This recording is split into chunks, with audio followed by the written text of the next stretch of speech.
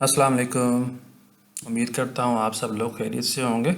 आज मैं आपको अपनी न्यू वीडियो में वेलकम करता हूँ, जिसमें हम देखेंगे कि हमने CSS कैसे ऐड करनी होती है, कैसे अटैच करनी होती है किसी HTML पेज के साथ।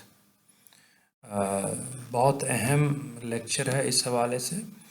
तो अगर आप यहाँ w3schools.com पे आएँ और ये वाला टैब सेलेक्ट करें लेफ़्ट साइड से, तो आपको यहाँ मिलेगा कि 3 तरीके हैं जिसके ज़रिए आप CSS को अटैच कर सकते हैं किसी HTML पेज के साथ।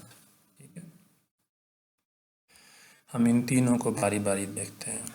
एक होता है एक्सटर्नल CSS, एक होता है इंटरनल CSS और एक होता है इनलाइन CSS।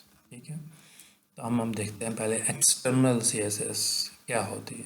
जैसा कि नाम से जाहिर है कि एक्सटर्नल CSS ऐसी फ़ाइल होगी CSS की जो HTML पेज का हिस्सा नहीं होगी।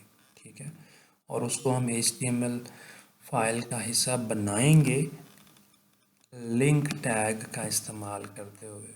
ठीक है, और वो लिंक टैग आपने हेड टैग के अंदर लिखना है। ठीक है, और इसके 2 एट्रीब्यूट्स भी साथ मेंशन करने हैं।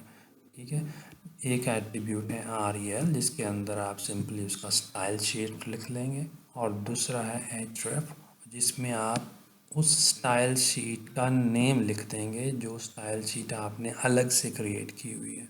जैसा कि ये एक एग्ज़ाम्पल है यहाँ पे, ये एक HTML पेज है सिंपल, और इसकी जो CSS हमने अटैच किया है उसका नाम है mystyle.css। और अगर हम उस वो भी mystyle.css क्या चीज़ है, वो ये है, यानी सिंपली ये एक फ़ाइल है।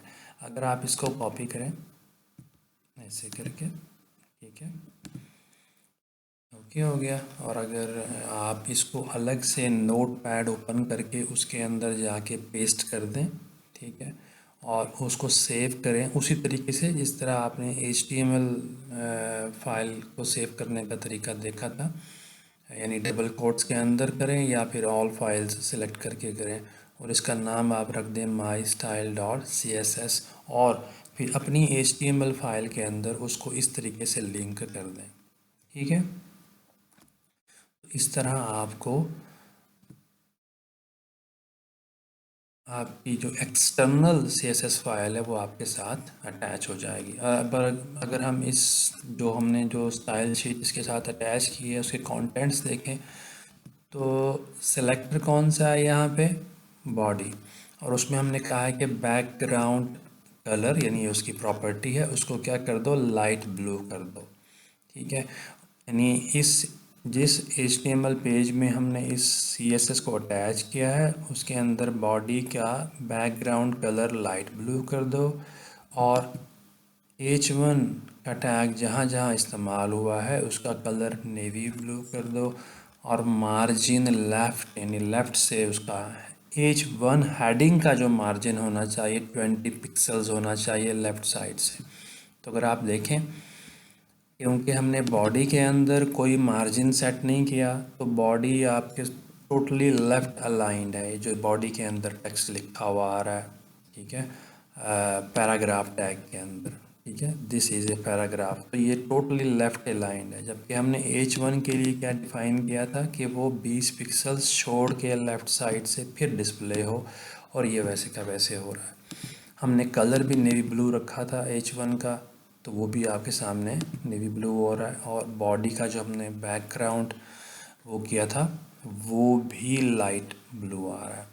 तो ये एक एक्सटर्नल CSS की एग्ज़ाम्पल है, यानी ये आपका पेज होगा HTML का, और आपने उसके साथ अटैच कर दी वो वाली CSS जो आपने अलग से क्रिएट की। ठीक है, ये आपका एक HTML पेज की एग्ज़ाम्पल है जिसमें आप एक्सटर्नल CSS का इस्तेमाल कर रहे हैं। अच्छा जी, अब हम आ जाते हैं इंटरनल CSS क्या होती है। इंटरनल CSS में आप देख रहे हैं, हमने पहले भी उसकी एग्ज़ाम्पल देखी है, उसमें आप स्टाइल टैग का इस्तेमाल करते हैं हेड टैग के अंदर, और उसके अंदर ही CSS अपने लिख देते हैं। ठीक है, ये CSS जो हमने समझ लें, ये टोटल CSS है आपकी जो हमने यहाँ लिख दें, ये इंटरनल CSS है। तो उसमें आप ये है कि जब आप यहाँ इसका डेमो देख लेते हैं, यहाँ पे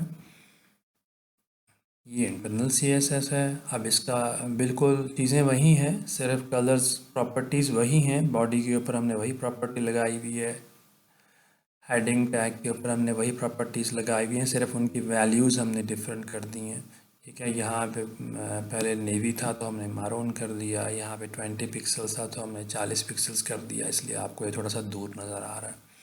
ठीक है, यहाँ हमने लाइट ब्लू था तो लिलन कर दिया।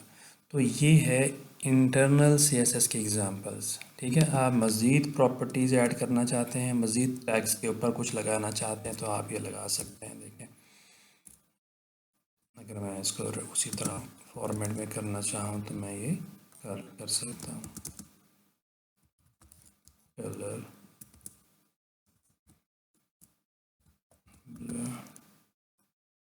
ये मैंने बंद कर दिया और इस तरह मैंने ये कर दिया। ठीक है, इसको मैंने रन करूँगा तो आप देख लेंगे ये ब्लू हो जाएगा। इस तरह आप इसको अपडेट कर सकते हैं इसके अंदर साथ साथ। तो ये है आपका इंटरनल CSS का तरीका कि आप इंटरनली। तीसरा तरीका है इनलाइन CSS, जो ज़्यादा रिकमेंडेड है नहीं, लेकिन हम उसको भी यूज़ कर लेते होते हैं, जिसमें आप क्या करते हैं, आप उसी टैग के अंदर ही जिस टैग के ऊपर आप कुछ लगाना चाहते हैं, मसलन यहाँ H1 के ऊपर हमने उसी टैग के अंदर स्टाइल का एट्रीब्यूट यूज़ करते हुए उसी तरह डिक्लेरेशंस डिफ़ाइन कर दी जैसे हमने पहले की हुई थी CSS के अंदर।